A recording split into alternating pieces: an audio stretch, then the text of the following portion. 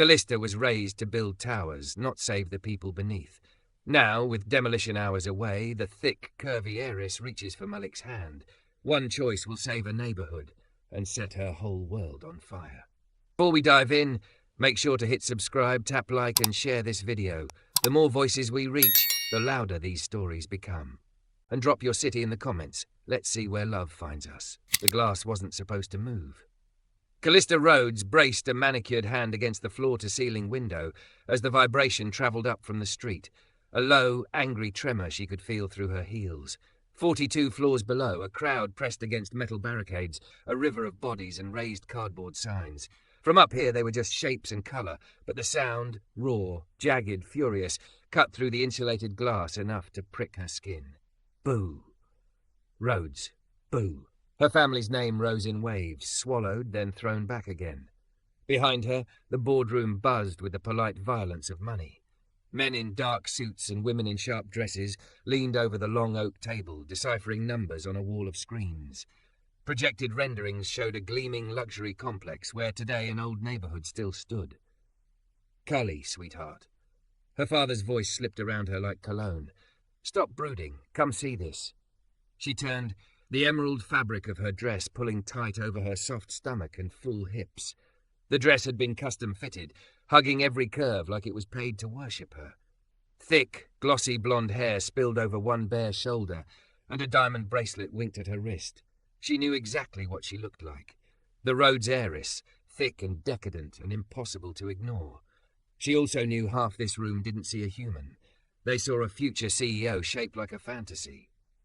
"Dad, the floor is shaking," she said quietly. "It's just the chance. Optics."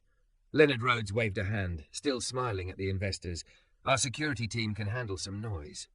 On the screen, the words Riverline Rebirth Phase 1 glowed in clean white letters over a digital model. The old houses were already gone here, replaced with glass, steel, fountains, curated trees in perfect rows. It made Callista's chest hurt in a way she couldn't name.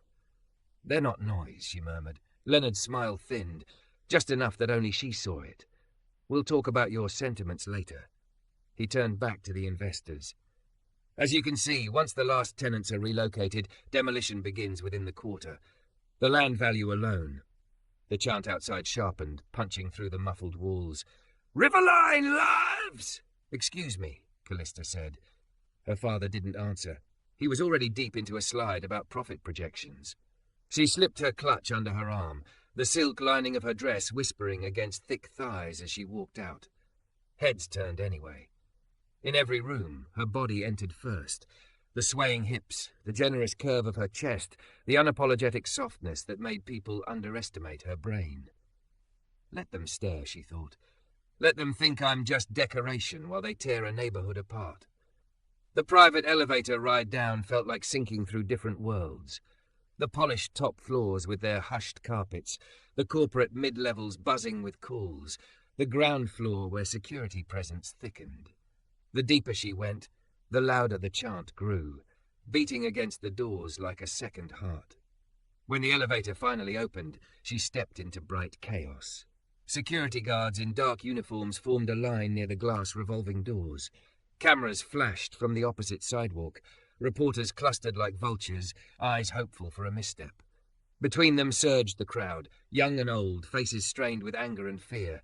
Handmade signs shouted things the polished screens upstairs never would. "People live here. You can't evict memories. Rhodes equals ruin." Callista's stomach clenched. Ms. Rhodes. The head of security, a compact woman with steel in her gaze, moved to block her path. "It's not safe to step outside. Your father requested." "I just want to talk to someone," Callista said. "Not a camera, a person."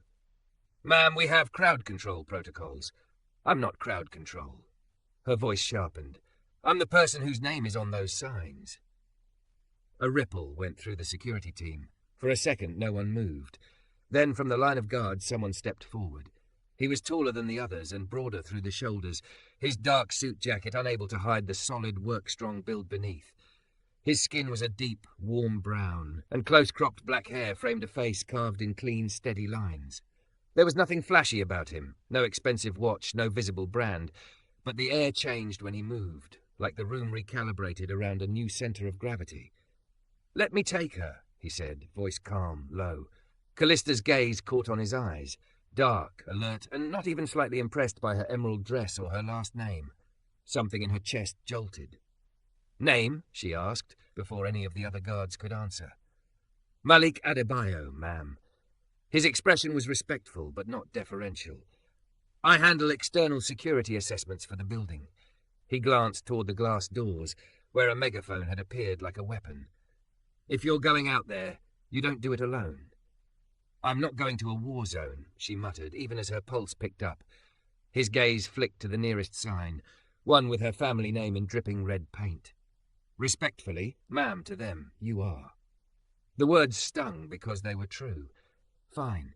She lifted her chin. "Walk with me.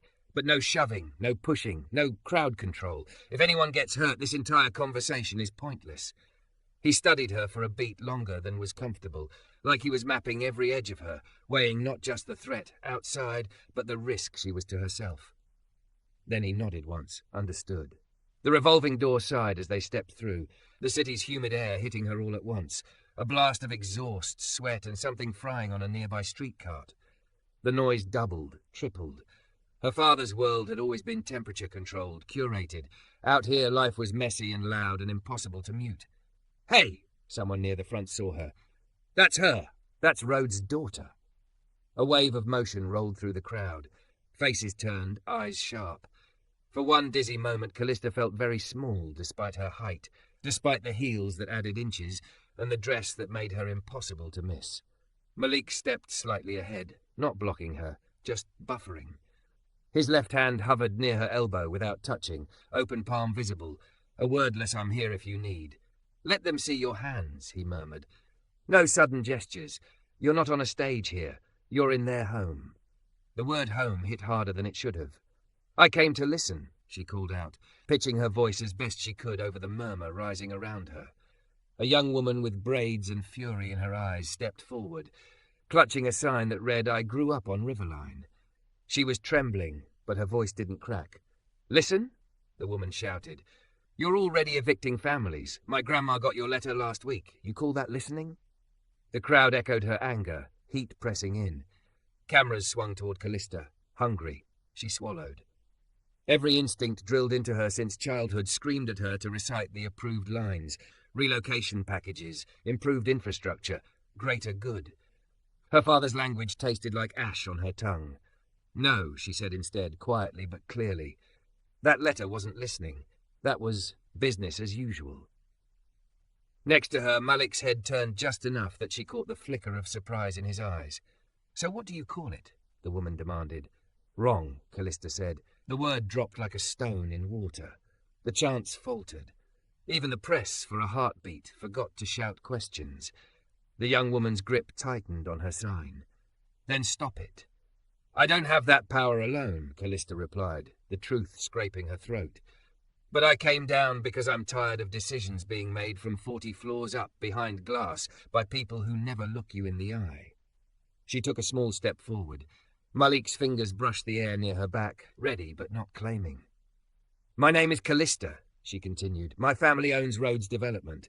We are the ones trying to build Riverline Rebirth, and I'm not okay with what it's doing to you." Silence pooled, wary and disbelieving. "So what?" an older man shouted. "You going to cry for us from your penthouse?" A few people laughed, bitter. Heat pricked at Callista's eyes anyway. "No," she said, voice steadier than she felt. "I'm going to ask you to tell me what you actually need, not what our proposals say you should want. Your terms, your fears, your history. I want to hear all of it." "And then," the braided woman shot back. "Then I'll carry it upstairs," Callista said, "into rooms where you're never invited, and I'll fight with it." "You're one vote in a room full of rich people," someone muttered.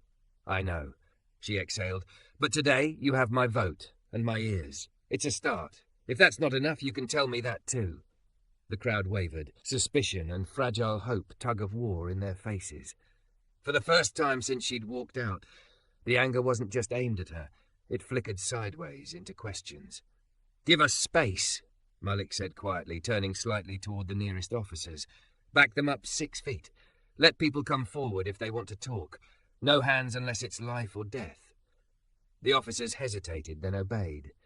Callista noticed the way they listened to him, not out of rank, but because he radiated a steady kind of authority, earned, not inherited. "You know they might tear you apart in there, right?" he said under his breath. She glanced up at him, at the man standing between her world and theirs, without belonging completely to either. "Upstairs or out here?" He almost smiled. "Both." "Then I guess I'm done living where it's quiet," she murmured. For a second, the noise blurred around them, the crowd, the cameras, the chants. It was just the two of them, her in a dress that didn't belong on concrete, him in a suit scuffed at the cuffs from work no board member had ever done, sharing a fragile electric understanding. Two people from worlds that were never meant to collide, standing shoulder to shoulder at the fault line. Somewhere deep inside, something shifted. "Okay," Callista said, lifting her chin as the first residents began to step forward. "Let's start doing this the wrong way, so maybe we can finally get something right." The hate started before sunrise. Callista's phone lit up on her nightstand, vibration rattling against the glass of untouched water. She cracked one eye open, dragging the screen closer. At first she thought it was just the usual emails, board memos, meeting invites, glossy newsletters. Then she saw the subject lines. "Traitor, PR stunt girl, go back to your penthouse." Her stomach dropped. She opened one. A screenshot of her standing in front of the crowd, shoulders bare in that emerald dress, Malik a half step behind her. Someone had circled his dark face in red and typed, "Rhodes cashes in diversity points." She closed it before she could read the thread. The next one was from her father. "We need to talk." 7:30, boardroom. Her alarm was set for 7:15. She never made it. By 7:32, she was sitting across from him at the long table, hair scraped into a messy knot. Yesterday's makeup scrubbed off, but her eyes still red-rimmed. She'd thrown on black slacks and a white blouse, soft fabric clinging to her curves. She hadn't had the energy to armor herself in something more strategic. Leonard Rhodes didn't sit. He paced. "What were you thinking?" he demanded, voice low but shaking. "Do you have any idea the damage you did last night?" "To who?" she asked. "To the projections? Or to the story we tell ourselves about not hurting anyone?" He slapped a hand on the table. The sound cracked across the glass and steel. "This isn't one of your university debates, Callie. Investors called all night. The minister's office wants assurances. And the footage..." He jabbed a remote at the wall. A news clip froze on the screen. There she was, mid-sentence, eyes fierce, Malik's broad shoulders a shadow just behind her. The caption read, "Rhodes Heiress breaks rank, sides with protesters. Makes us look divided." Leonard finished. "Maybe we are," she said softly. He stared at her like he didn't recognize her. "You undermined a decade of planning with one little speech. You don't ask a mob what they need, Callista. You tell them what progress looks like and you give them the best version they can get. They're not a mob. They're tenants. Families. Families who will have better housing when this is done." He sank into a chair, shoulders suddenly heavy.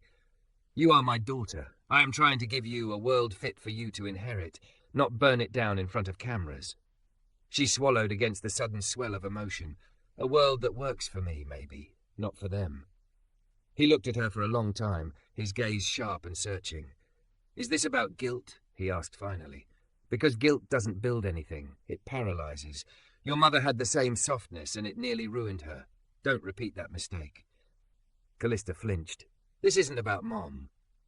"Everything is about your mother," he snapped, then dragged a hand down his face. "We'll do damage control. Release a statement about your youthful passion. Clarify that the project is proceeding as planned." Her heart sank. "So we pretend last night didn't happen?" "We fix it," he said. "And you stay away from those protests. Do you hear me? You are not a negotiator. You are not a social worker. You are a Rhodes." She thought of the braided girl yelling in the street. Of the way Malik had stood just behind her, not shielding her from the truth, just from the crush. "I can be both," she whispered. Leonard's jaw tightened. "Not in my company." When she left the room, her chest felt hollow and overfull at once. She didn't even realize where her feet were carrying her until she pushed open a plain grey door marked authorized personnel only and stepped into the security operations center. Rows of monitors lined the walls, showing different angles of the lobby, the elevators, the street. The air smelled like coffee and electronics. A couple of guards glanced up, eyes widening at the sight of her, but she'd already spotted him. Malik stood in front of a central screen, arms folded over his chest, the muscles there pushing against the fabric of his shirt. He'd removed the suit jacket. His white shirt was rolled at the sleeves, dark forearms marked by faint old scars. On the screen in front of him, paused footage showed her and the crowd outside. For a moment, she just watched him watch her. "You know there's a less creepy way to ask for my employee file," he said without turning. She blinked. "You saw me come in?" He tapped the corner of another monitor, which showed the corridor she'd just walked down. "We're security, not blind." He finally looked at her, and something loosened in her spine. Up close, without the chaos between them, she could see the little details. The faint stubble along his jaw, the tired set of his mouth, the way his eyes softened a fraction when he realized she wasn't flanked by handlers. "You're not in trouble because of me, are you?" she asked. He exhaled through his nose. "Depends who you ask. Officially, I'm reminded to obey chain of command and refrain from facilitating unsanctioned executive exposure to risk. Unofficially," he shrugged, "I've been called worse than bodyguard with opinions." Guilt stabbed her. "I didn't mean to drag you into anything. You just stepped forward and it felt like someone finally understood the ground I was standing on." His gaze sharpened. "The ground you stepped on is cracked, Monroe. You can't pretend it's marble." The way he said her last name made it sound like both a compliment and a warning. "I want to see it," she blurted.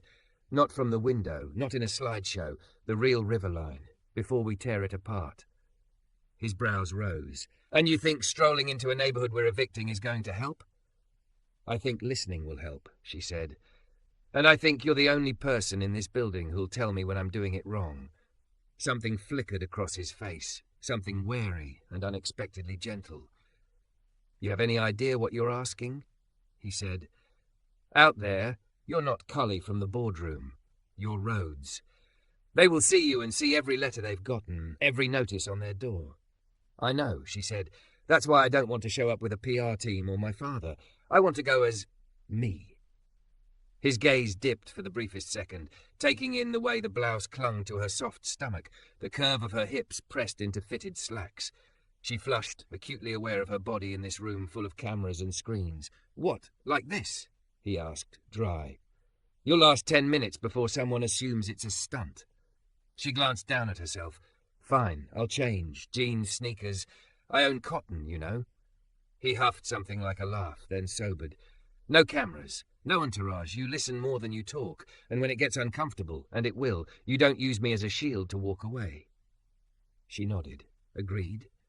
He studied her another long moment, then grabbed his jacket from the back of his chair. "Let's go before I remember this is a terrible idea." 2 hours later, Callista sat in the passenger seat of a car that did not belong in her father's garage. Malik's sedan was old, the kind of old that spoke of reliability rather than neglect. Faded paint, a dashboard with one cracked vent, a rosary hanging from the rearview mirror. The seat hugged her hips differently than leather did, fabric warm from the sun. It smelled faintly of coffee and some clean, masculine soap. She'd changed into dark jeans and an oversized grey t-shirt, her curves still very much there, simply wrapped in softer edges. She'd pulled her hair into a loose braid. Without heels, she felt shorter, more herself, and more exposed. "Stop fidgeting," Malik said as he drove. "You look like you're on your way to a dentist appointment." "I feel like I'm on my way to confession," she muttered. He snorted. "Riverline's not a church. It's just people trying to hold on to what's theirs." The city shifted as they left the glittering core. Towers gave way to low-rise buildings with peeling paint, tight clusters of shops, laundry strung between balconies like makeshift flags. Kids wove between parked cars, a ball bouncing. A woman yelled for someone to come eat. A radio played high-life music from somewhere she couldn't see. "Did you grow up here?" she asked. He hesitated. "Close enough. Couple streets over. My aunt still lives in one of the blocks on your map." "You didn't tell me that," she said, surprised. "You didn't ask," he replied. Then, quieter, "Your father's people did. When they hired me to manage risk, they wanted to be sure I wasn't going to sabotage their project out of sentiment." Her stomach twisted. "And you're still working for us?" "I like getting paid," he said. and I thought maybe I could keep certain lines from being crossed." He glanced at her. "Then you showed up at the line yourself." They pulled into a crowded lot and got out. The ground was uneven, cracked concrete and dirt. Instinctively, she reached for her bag. Malik's hand brushed her elbow, steadying her as she almost twisted her ankle on a broken piece of curb. "Careful," he said, fingers briefly firm at the soft hinge of her arm. Heat shot through her, embarrassingly instant. She stepped back, clearing her throat. "I'm fine," she said. He didn't argue, just nodded toward a narrow path between buildings. "Come on, there's someone you should meet." They climbed a flight of chipped stairs that echoed under their weight. At the third floor, Malik knocked on a door with peeling blue paint. It opened to an elderly woman in a faded wrapper, grey hair wrapped in a scarf. Her face creased into a smile the moment she saw him. "Ah, Malik," she exclaimed, pulling him into a hug. "You've grown too tall for this corridor, Anne. You will hit your head one day." He laughed, shoulders relaxing in a way Callista hadn't seen before. "Auntie Bessie, I hit it last month, still came back.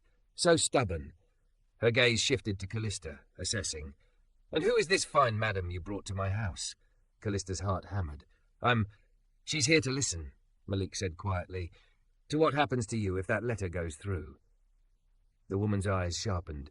"Letter? You mean the one saying this place will be redeveloped for our benefit and I must find benefit elsewhere?" "Yes," Callista said, throat tight. "That letter is from my family's company." Auntie Bessie looked at her for a long, long moment. Behind her, the apartment was small but meticulously kept. Lace cloth on the table, plastic flowers, a faded photograph of a younger woman holding a child near the water. "How long have you lived here?" Callista asked. 43 years, Auntie said. "I came when I married. My husband was a fisherman. He died in that river you want to put your shiny boats on." The words landed like blows. "I'm so sorry," Callista whispered. "Sorry doesn't pay rent," Auntie said, not cruelly, just fact. "But I am old. Maybe it is my time to move. What hurts is not the moving. It is the way you people write like we are dirt to be swept and not lives to be carried." Callista's eyes burned. "You're not dirt," she said. "You're the reason this project feels wrong in my chest." Auntie studied her face, then Malik's. Something softened. "Sit," she said. "If you want to hear, I will talk. But you must drink my tea. I cannot shout without tea." They sat at her small table, knees almost touching. Callista's jeans pulled tight over her thighs as she shifted, acutely aware of how much space her body took up in the little room. Malik's knee brushed hers once, solid and grounding. For the next hour, Auntie Bessie told them everything. How the rent had crept up, the rumours of compensation that never matched what agents promised, the fear of being sent to a place with no river, no neighbours who knew her name. Other residents came and went, adding pieces. A young mother worried about her son's school, a shop owner afraid of losing his customers. Callista took notes on her phone until her eyes blurred. At one point a tear slipped down her cheek. She swiped it away, embarrassed. "Don't cry for us, child," Auntie said gently. "Cry for the people who forget they will one day be old too." When they finally stepped back outside, the sun was lower, the light turning the cracked walls gold. Callista leaned against the railing, breathing in the smell of cooking and river air. "I didn't know," she said quietly. "You didn't want to know," Malik corrected, not unkindly. "But you're here now. That counts for something." She turned to him. "What happens when I take this upstairs?" "They'll smile," he said. "Tell you they already considered these things. Offer slightly bigger numbers. Move the demolition date up before the story spreads." Her phone buzzed as if summoned. She glanced down. New email. Riverline rebirth. Updated timeline. Her blood went cold. "They're already moving it up," she whispered. Malik's jaw clenched. "Of course they are." She looked up at him, at the man who'd grown out of these stairwells and into a suit that never completely covered his scars, who stood with one foot in her father's world and one here, belonging fully to neither. "If I keep pushing," she said, voice shaking, "they'll come for you first, won't they?" He held her gaze, something raw in his eyes. "I've been a problem before," he said. "But yeah, they'll probably decide the security guy who took the Heiress into the danger zone is expendable." Her throat closed. "I don't want you to get hurt because of me. I don't need you to protect me, Callista." His voice was low, fierce. "What I need is for you not to lie, To them or to yourself. Whatever you decide to do with what you saw here, own it. For a heartbeat, the sounds of Riverline faded, the clatter of dishes, the distant shouting, the hum of cheap radios. It was just the two of them on that narrow landing, city stretching on either side, the drop beneath them a reminder of how far they could fall. A shout from the courtyard below broke the moment. Someone had noticed her again, pointing, whispering. Malik stepped closer, not touching her, but close enough that she could feel the heat of his body, smell the clean soap and coffee scent beneath city air. "Time to go," he murmured, "before this becomes another headline." She nodded, but her feet didn't move right away. "Thank you," she said instead, "for bringing me here, for not letting me hide behind glass." He looked at her like she was something unexpected. "Careful, Monroe. If you keep stepping into places like this, you might not be able to go back to how things were." "Maybe that's the point," she whispered. On the drive back, her phone buzzed non-stop. Her father, the PR team, unknown numbers. She ignored them all, fingertips tracing the faint coffee ring on Malik's dashboard instead. Between worlds that should never have met, something fragile and dangerous had begun to grow. And somewhere above them, in a boardroom she suddenly dreaded, the demolition clock had started ticking faster. Demolition Day moved up to Friday. Callista stared at the email until the words blurred. Advancing demolition schedule to maintain project momentum. It might as well have said, "We heard their fear and decided to be quicker about crushing it." Her reflection floated in the dark screen, messy braid, bare face, the soft curve of her cheek pressed into one hand. She could still smell Auntie Bc's tea, hear the tremor in the young mother's voice.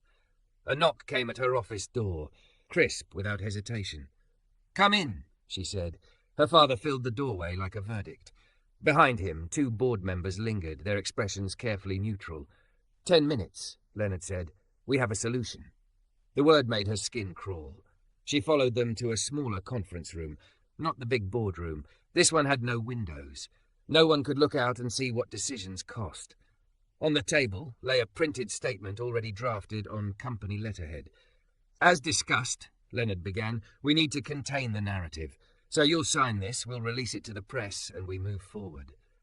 She picked it up. The first line punched her in the chest. "Yesterday evening, I allowed my emotions to speak louder than facts."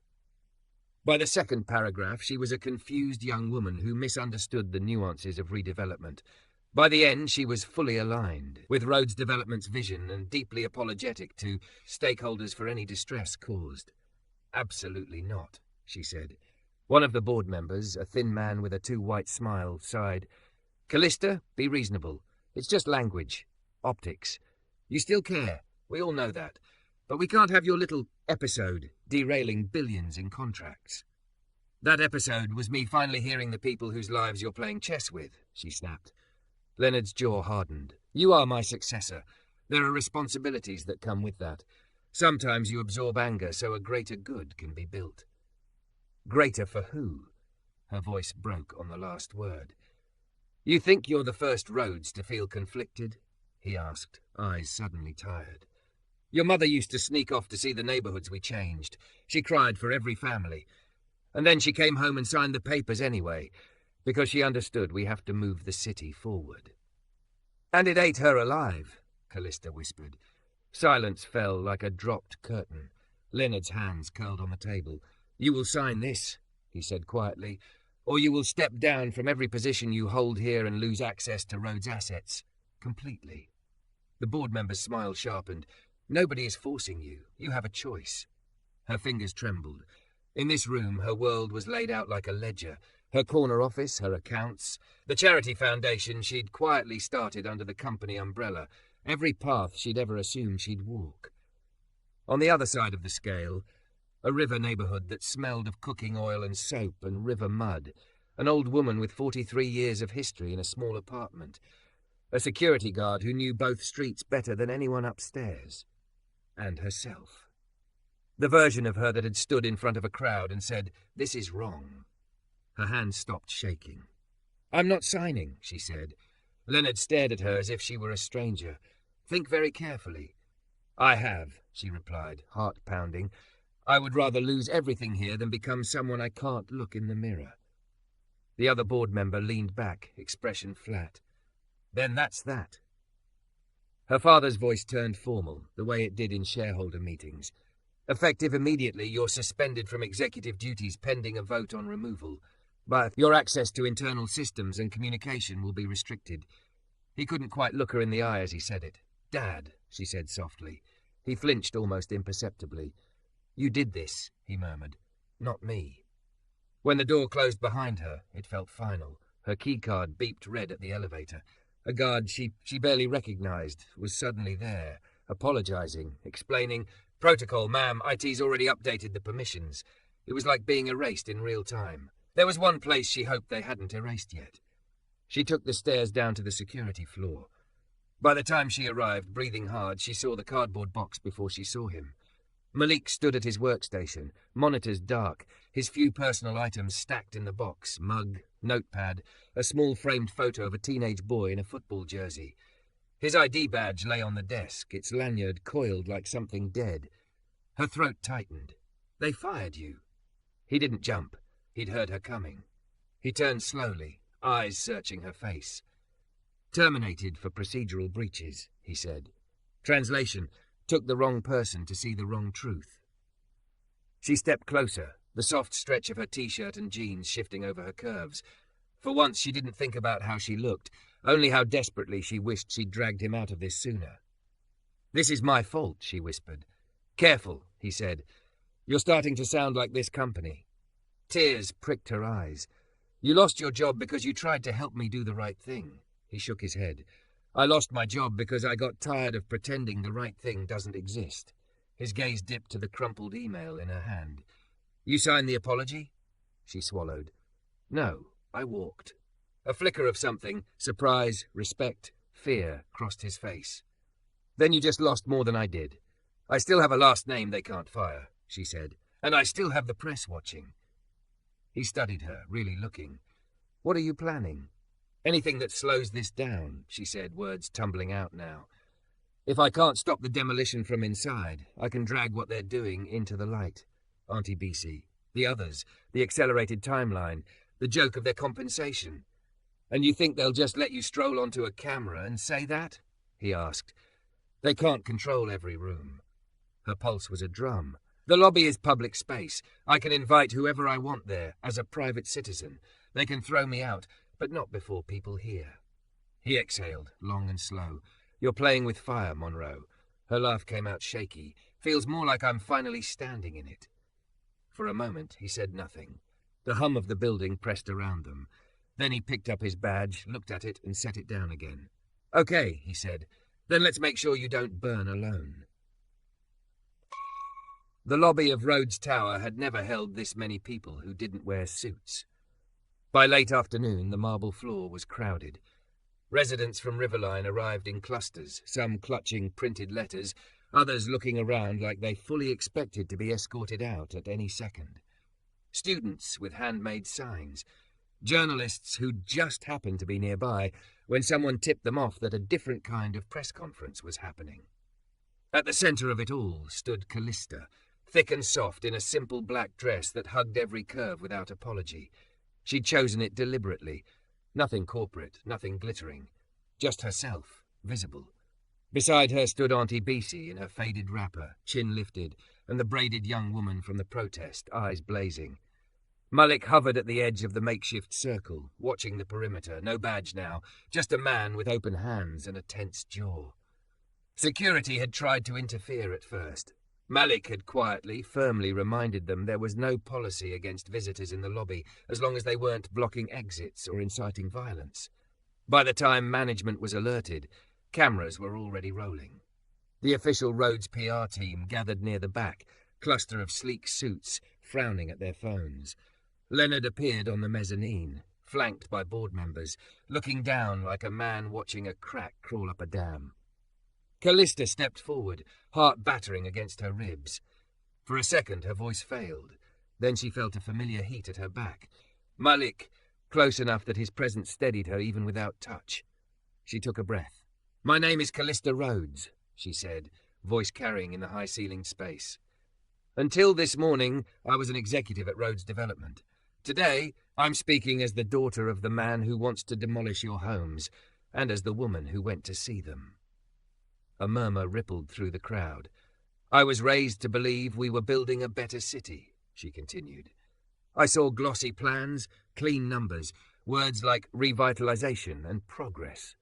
What I wasn't shown were the 43 years Auntie Bessie has spent in her apartment, the families who built their lives around a river you're being told to forget, the letters that talk about relocation like your furniture." She held up her phone. "This morning, the demolition was moved up, not because it's safer, not because your compensation improved, because you dared to protest." Gasps, angry shouts. Cameras pivoted upward toward the mezzanine, where Leonard's face had gone grey.